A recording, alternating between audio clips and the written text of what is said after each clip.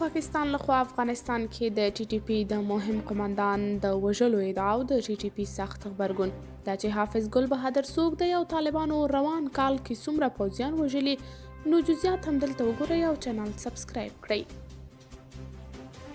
تېره ورځ د پاکستان استخباراتي ادارو اړوند رسنیو خبر خپور کړ چې د تحریک طالبان پاکستان مهم قماندان حافظ ګل بهادري افغانستان کې په یو هدفي برید کې وژلی دی، خو نن د ټي ټي پی د حافظ ګل بهادر د مرګ خبر رد کړ.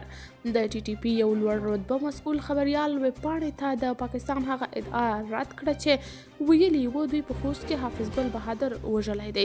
یا تحریک په یوه اعلامیه کې ویلي چې دوی افغانستان کې هیڅ ډول شتون او فعالیت نه لري او نه هم د دوی نامتو قماندانان افغانستان کې وژل شوي دي. یاد دې وي چې حافظ ګل بهادر پاکستان پوځ ته تر ټولو خطرناک قماندان بلل کیږي او څو ځله نور هم د هغه د وژنې اړوند ناسم خبرونه خپاره شوي وو. هغه د ناټو او امریکا خلاف جګړه کې د افغان طالبانو نږدې همکار او د سنګر ملګری هم پاتې شوی دی. بلخوا تحریک طالبان پاکستان پر پاکستانی پوځ د بریدونو کلنی راپور خپور کړ. راپور کې پر پاکستانی ادارو د شویو بریدونو د پوځ او پاکستانی ادارو د هلاکتونو شمیر ښودل شوی دی. ټي ټي پی وايي د 2023 کال کې یې 972 پاکستانی سرتیري وژلي دي.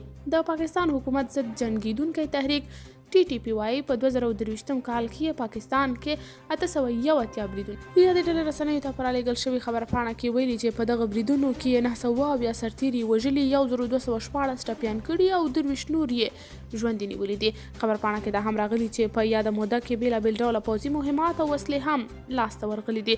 د پښتونخوا پښتانه بیا نیوکه کوي چې که ټي ټي پی رښتیا هم د اسلام لپاره جنګیږي نو ولې دا بریدونه ټول په پښتون میشتو سیمو کې کوي او پنجاب ته هیڅ زیان نه رسوي.